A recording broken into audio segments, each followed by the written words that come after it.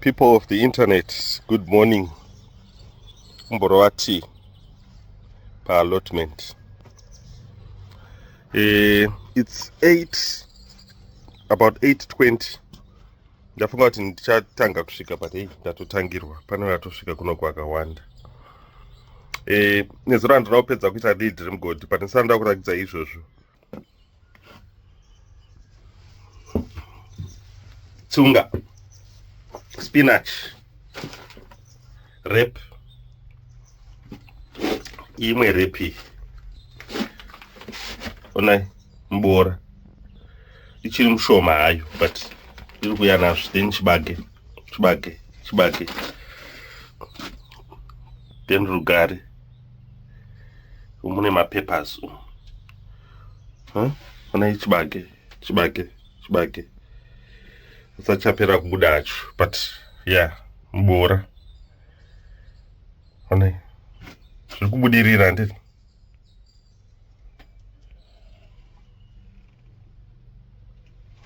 Chibage because matype akasiyana echibage but yes zviri kuita mamwe manje tenda kuda kutozodyara.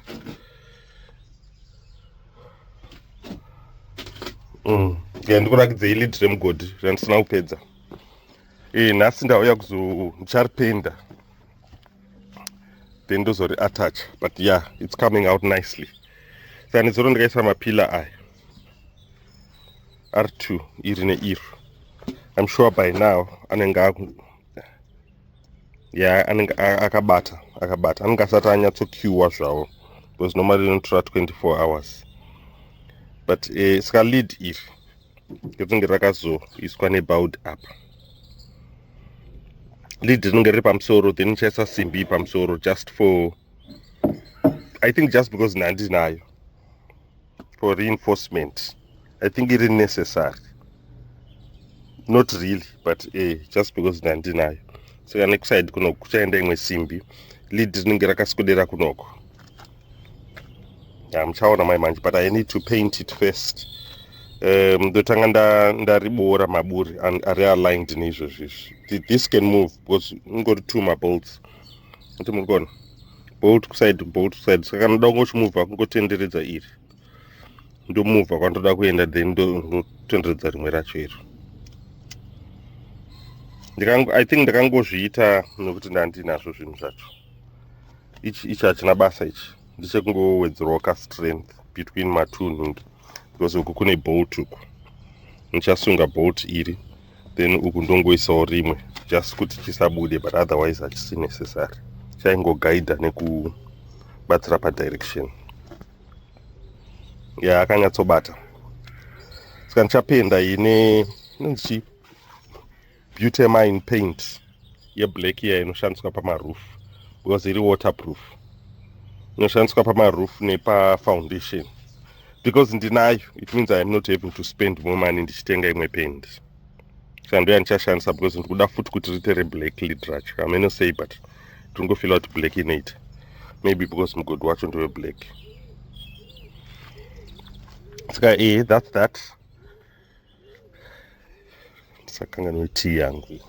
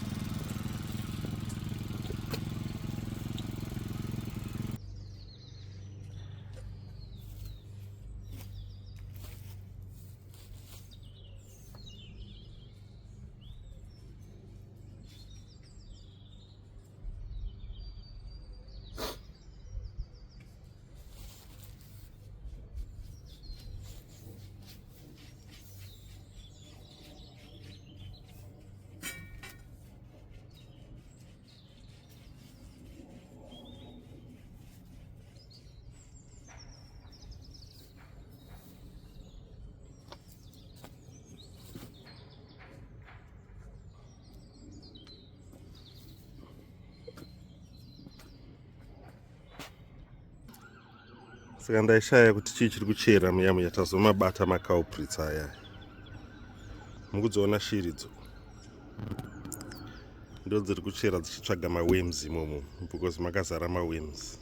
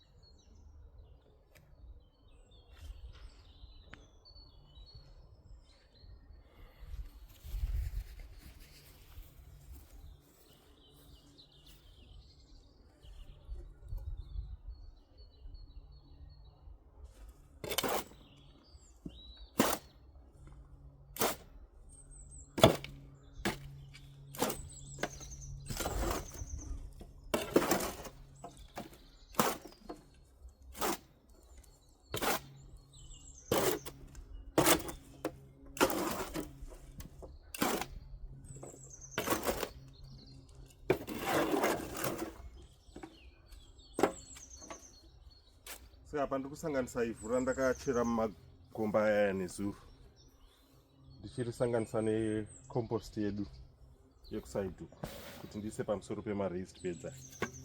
Saka uyu ndatoisa imwe layer. Saka apa patoo neimwe layer apa pamusoro. Ndipo panga paine material yanga iri machuwa paya. Saka izvozvo takungoita kuti padyarike. Saka ndaisa iyi.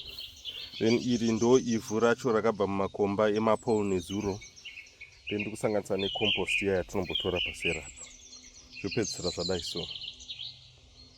Saka kana zvadai so zviri kungobhauka hazvo but umu munodyarika manje. Rather than pamanyowa even akaorerera. Saka iyi ichatanga yakadai so. Handimukuona zvaikaita iyi. Ndo zvatanga zvakaita umwe wacho uyu. Then pandinoedha material yopedzisira yadai so. Then nichazokurakidzai kana ndaisa kalayer kecompost pamusoro. Apa kungoita kuti mudyarika, otherwise even makadai so munodyarika. This is one healthy raised bed because zvirimo from manyowa nemagreens nezvakato compost. It means whatever plant yaunisa imomo ine high chance yekunyatsoita successful. And kana kuri kunzi mazi peas kana kuti mazi carrots kana kuti chii anonyatsoita.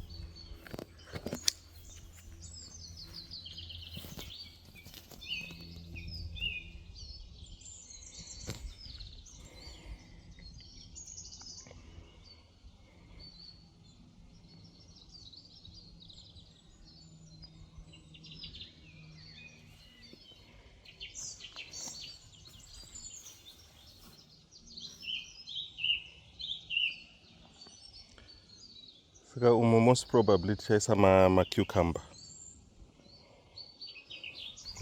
kana mananga, mazinanga mahombe aya. Otherwise whatever chatichaisa imomo muchaona kukura kwacho. Overkill chaiyo. Anyway, kwangosarawo top layer pane uyu. One uchaenda macucumber, one mananga or peas or chichi tichaona. Otherwise next ndeiyo. Apa tangomirira kuti zvinhu zviri greenhouse, maseeds atikadyara tikwanise kumaisa mumunda. We are getting there bit by bit. Panongoita maseeds tinenge tabo patatotanga kudyara. The next big thing kunenge kwakungodiridza.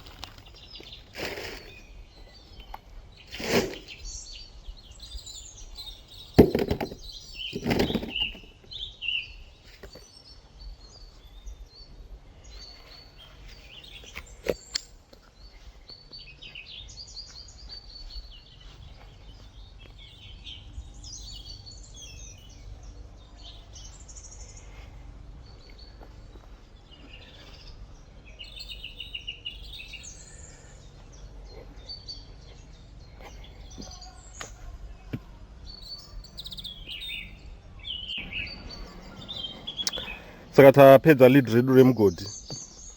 Ndashaya pendi yana ndichida kushandisa haiite because haikurumbidze kuoma, ndiye kunamira marufu akadai so aya. Saka ndandisazvirealize, ndaifunga kuti itongoriwo butane paint, but aiwa iroof adhesive. Saka ndazongoshandisa varnish yandandinayo yandangowanawo mushedi imomo. saka ndo lead redu remugodhi iri. Mugodhi wacho uyu. Saka so far so good. Haisati yanyatsooma and it might be raining in a couple of hours. Saka pamwe ndichasiya ndaikavha. But kwasara hinge. Well, not hinge. Kwasara chinenge chiloko chekubata kuti chisangovhurike chega. Panyoro ndingadai ndabata ndichivhura, but I'll do that some other time. So far tonge piano. So far ndo piano yedu. That's it for today. It's 1:20.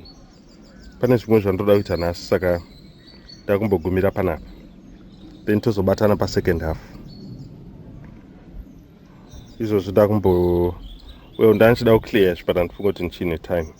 Ndanchangu clear zvandokwanisa. By 1:30 ndiri kufanira kuenda kubva panapa. Thanks for watching, guys. Bye bye.